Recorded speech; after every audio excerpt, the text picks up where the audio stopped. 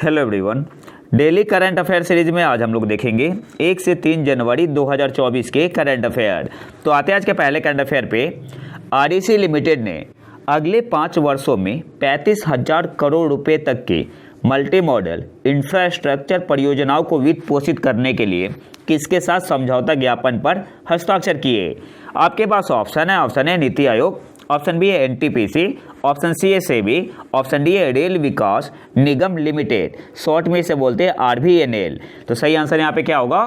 Option D आपका यहाँ पे सही आंसर हो जाएगा, रेल विकास निगम लिमिटेड आरवीएनएल। आरईसी लिमिटेड ने अगले 5 वर्षों में 35,000 करोड़ रुपए तक की मल्टी मॉडल इंफ्रास्ट्रक्चर परियोजनाओं को वित्त पोषित करने के लिए किसके साथ समझौता ज्ञापन पर हस्ताक्षर किए? तो ऑप्शन डी आपका यहाँ पे सही आंसर हो जाएगा, आरवीएनएल के साथ। अगले क्वेश्चन पे आते हैं। भारत और किस देश के बीच संयुक्त सैन्य अभ्यास डिजर्ट साइक्लोन राजस्थान में शुरू हुआ? आपके पास ऑप्शन है यूएई संयुक्त अरब अमीरात, ऑप्शन बी है यूएसए, ऑप्शन सी है इंडोनेशिया, ऑप्शन डी है मालदीव। सही आंसर क्या होगा? ऑप्शन ए आपका यहाँ पे सही आंसर हो जाएगा, यूएई संयुक्त अरब अमीरात। और ये पहला एडिशन हुआ है कहाँ पे? राजस्थान में। भारत और किस देश के बीच संयुक्त सैन्य अभ्यास डिजर्ट साइक्लोन राजस्थान में शुरू हुआ? तो भारत और यूएई संयुक्त अरब अमीरात के बीच। अगले क्वेश्चन पे आते हैं। भारत अंतर्राष्ट्रीय शिपमेंट श्रेणी इंटरनेशनल शिपमेंट कैटेगरी में कौन से स्थान पर पहुंच गया है, जबकि 2014 में यह 44वें स्थान पर था?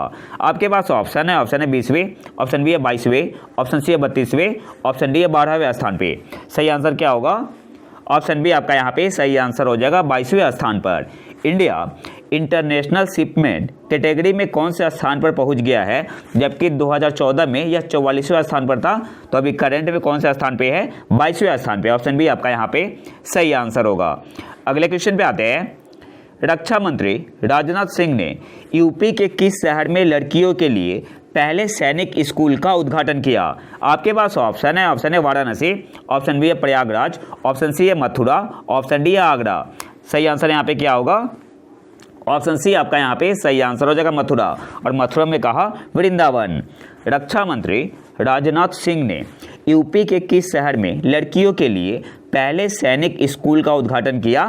तो ऑप्शन सी आपका यहाँ पे सही आंसर हो जाएगा, मथुरा। मथुरा में कहा वृंदावन। अगले क्वेश्चन पे आते हैं। भारत सरकार ने 16वें वित्त आयोग का गठन किया, जिसके अध्यक्ष कौन है? आपके पास ऑप्शन है एनके सिंह, ऑप्शन बी है doctor Arvind Panagariya, option C है निहाल सरीन, ऑप्शन डी है नन ऑफ दीज, इनमें से कोई भी नहीं। सही आंसर यहाँ पे होगा option B, doctor Arvind Panagariya. Bharat सरकार ने 16वें वित्त आयोग का गठन किया, जिसके अध्यक्ष कौन है? तो ऑप्शन बी आपका यहाँ पे सही आंसर हो जाएगा, डॉक्टर अरविंद पनगढ़िया। अगले क्वेश्चन पे आते हैं। संयुक्त राष्ट्र सुरक्षा परिषद ने अफगानिस्तान में शांति के लिए किसे विशेष दूत बनाया है? आपके पास ऑप्शन है हामिद करजई, ऑप्शन बी है शशि थरूर, ऑप्शन सी है डोनाल्ड ट्रंप, ऑप्शन डी है अमिताभ बच्चन। सही आंसर क्या होगा? ऑप्शन ए आपका यहाँ पे सही आंसर हो जाएगा, हामिद करजई, जो कि फॉर्मर प्रेसिडेंट है अफगानिस्तान के। संयुक्त राष्ट्र सुरक्षा परिषद ने अफगानिस्तान में शांति के लिए किसे विशेष दूत बनाया है? तो ऑप्शन ए आपका यहाँ पे सही आंसर हो जाएगा, हामिद करजई को। अगले क्वेश्चन पे आते हैं। प्रधानमंत्री श्री नरेंद्र मोदी ने नवनिर्मित अयोध्या हवाई अड्डे का उद्घाटन किया। उस हवाई अड्डे का नाम क्या रखा गया है? आपके पास ऑप्शन है सरदार पटेल अंतर्राष्ट्रीय हवाई अड्डा, ऑप्शन बी है महर्षि विश्वामित्र अंतर्राष्ट्रीय हवाई अड्डा, ऑप्शन सी है महर्षि सहजानंद अंतर्राष्ट्रीय हवाई अड्डा, ऑप्शन डी है महर्षि वाल्मीकि अंतर्राष्ट्रीय हवाई अड्डा। सही आंसर यहाँ पे क्या होगा? ऑप्शन डी आपका यहाँ पे सही आंसर होगा, महर्षि वाल्मीकि अंतर्राष्ट्रीय हवाई अड्डा। प्रधानमंत्री नरेंद्र मोदी ने अयोध्या हवाई अड्डे का उद्घाटन किया। इस हवाई अड्डे का नाम क्या रखा गया है? महर्षि वाल्मीकि अंतर्राष्ट्रीय हवाई अड्डा। ऑप्शन डी आपका यहाँ पे सही आंसर हो जाएगा। और रेलवे स्टेशन का नाम क्या रखा गया है? अयोध्या धाम। अयोध्या धाम। अगले क्वेश्चन पे आते हैं। जनगणना के लिए जिलों, तहसीलों, कस्बों, नगर निकायों और अन्य की प्रशासनिक सीमाओं को स्थिर करने की समय सीमा कब तक बढ़ा दी गई है? आपके पास ऑप्शन है 1 जुलाई 2024, ऑप्शन बी है 30 जून 2024, ऑप्शन सी है 30 मई 2024, ऑप्शन डी है 30 मई 2025। सही आंसर क्या होगा? ऑप्शन बी आपका यहाँ पे सही आंसर हो जाएगा 30 जून 2024 तक। जनगणना के लिए जिलों, तहसीलों, कस्बों, नगर निकायों और अन्य की प्रशासनिक सीमाओं को स्थिर करने की समय सीमा कब तक बढ़ा दी गई है? तो ऑप्शन बी आपका यहाँ पे सही आंसर हो जाएगा 30 जून 2024 तक। अगले क्वेश्चन पे आते हैं। अच्छा, इसके अलावा कुछ इंपॉर्टेंट पॉइंट देख लेते हैं यहाँ पे। भारत में रेगुलर सेंसस कब शुरू हुआ था? 1881 में। तब से हर एक 10 साल पे सेंसस होता है। और अब तक कितने सेंसस हो चुके हैं? तो 15 अब तक हो चुके हैं। 15वां कब हुआ था? 2011 में। फिर 2021 में कोविड की वजह से नहीं हुआ है। अच्छा, यहाँ से एक और क्वेश्चन पूछ सकते हैं आपसे। जब पहली बार सेंसस हुआ था, रेगुलर सेंसस, तो उस समय सेंसस कमिश्नर ऑफ इंडिया कौन थे? Census CCI census commissioner of India कौन थे? WC प्लोडेन, PLOWDEN। तो आपको याद क्या रखना है? जब पहली बार सेंसस हुआ था 1881 में, रेगुलर सेंसस की बात हो रही है, तो उस समय सेंसस कमिश्नर ऑफ इंडिया कौन थे? WC प्लोडेन।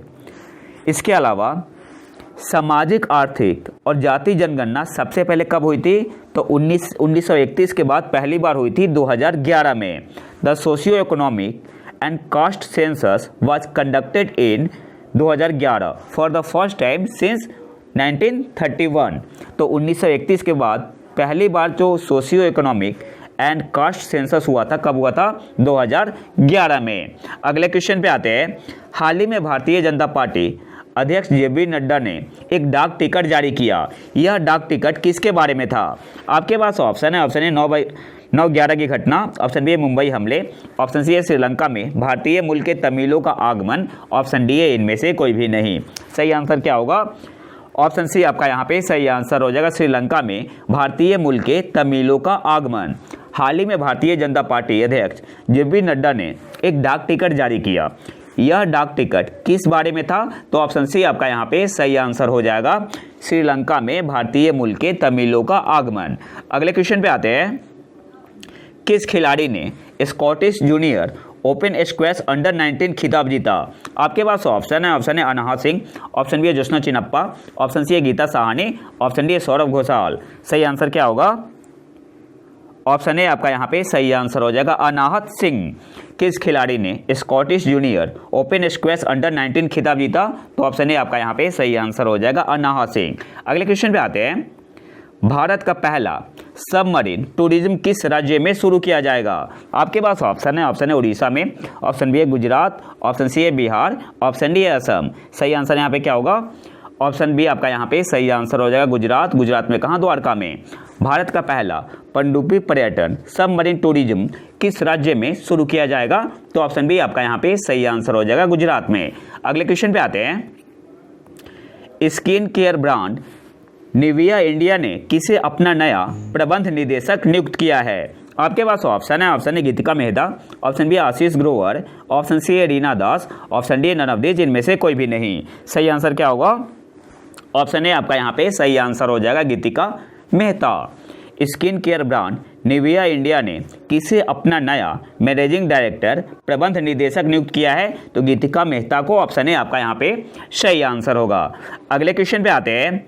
कृषि विज्ञान के क्षेत्र में एक वैज्ञानिक और विस्तार विशेषज्ञ के रूप में उनके योगदान के लिए प्रतिष्ठित MS स्वामीनाथन पुरस्कार से किसे सम्मानित किया गया है? आपके पास ऑप्शन है। Option A Mohit Leela, option B है राकेश वर्मा, ऑप्शन सी है BR कंबोज, ऑप्शन डी है संजय कथोड़िया। सही आंसर क्या होगा? ऑप्शन सी आपका यहाँ पे सही आंसर हो जाएगा, BR कंबोज।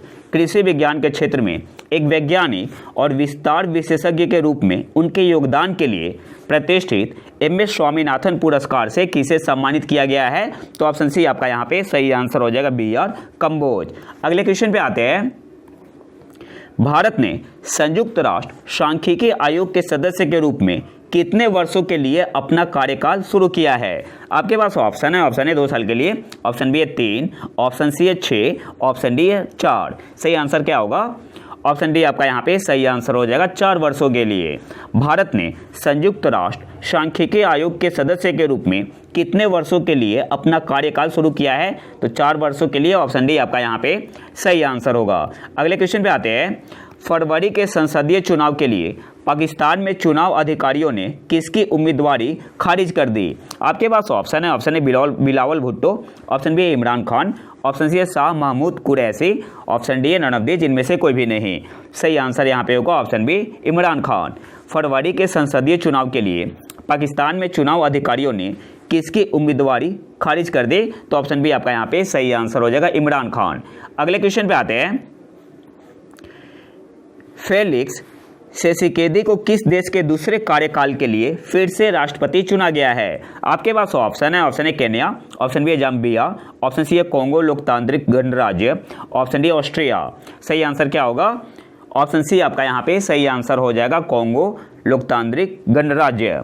फेलिक्स सेसिकेदी को किस देश के दूसरे कार्यकाल के लिए फिर से राष्ट्रपति चुना गया है? तो ऑप्शन सी आपका यहाँ पे सही आंसर हो जाएगा कांगो लोकतांत्रिक गणराज्य, डेमोक्रेटिक रिपब्लिक ऑफ कांगो।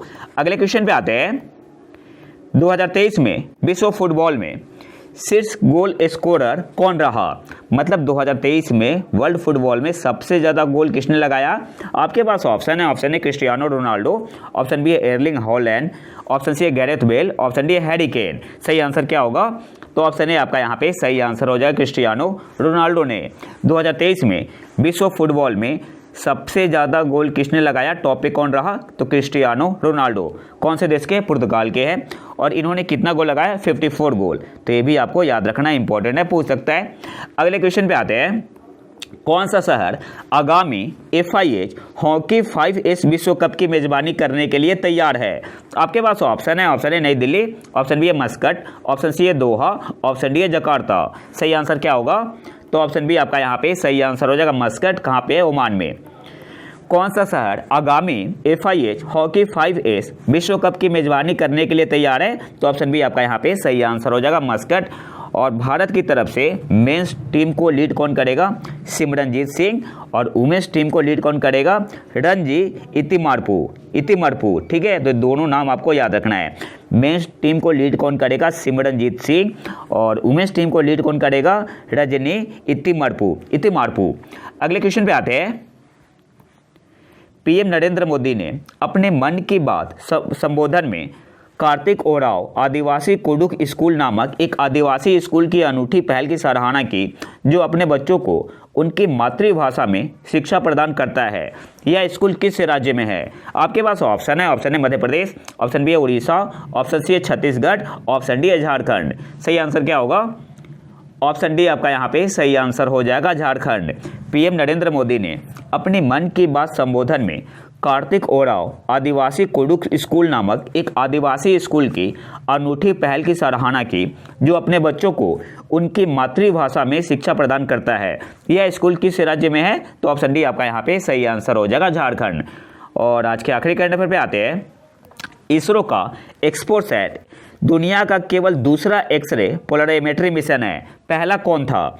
तो यहाँ पे मैं सीधे आंसर बता रहा हूँ। पहला था आपका नासा का imaging x ray polarimetry explorer, short में से बोलते हैं IXPE। कब लॉन्च किया था नासा ने? 2021 में। तो ऑप्शन सी आपका यहाँ पे सही आंसर होगा। इसके अलावा आपको याद क्या रखना है? सबसे पहले आपको कमेंट बॉक्स में बताना है एक्सपोसैट का फुल फॉर्म। एक्सपोसैट का फुल फॉर्म आपको कमेंट बॉक्स में बताना है। अब यहाँ से देखते हैं कि दोनों में क्या फ़र्क था। जो नासा ने लॉन्च किया था 2021 में IXPE का मतलब क्या हुआ? Imaging x ray polarimetry explorer. ये आपका था सॉफ्ट एक्सरे बैंड था। ठीक है, ये आपका था soft X ray band 2 to 8 kilo electron volt energy band था। और जो आपका एक्सपोसैट है भारत का, जिसे इसरो ने लॉन्च किया है, ये आपका है मीडियम एक्सरे बैंड। इसमें एनर्जी बैंड कितना है? 8 to 30 किलो इलेक्ट्रॉन वोल्ट। तो दोनों में बेसिक फ़र्क क्या है? ये आपका था सॉफ्ट एक्सरे बैंड और ये क्या है? Medium X ray band. तो ये तो था हमारा आज का लेक्चर। अगर आपको इसका PDF चाहिए तो आप हमारे टेलीग्राम चैनल प्रतीक IQ को ज्वाइन कर सकते हैं। और अगर वीडियो पसंद आए तो लाइक करें और चैनल को सब्सक्राइब जरूर कर ले। मिलते हैं नए वीडियो में नए टॉपिक के साथ। तब तक के लिए नमस्कार, जय हिंद।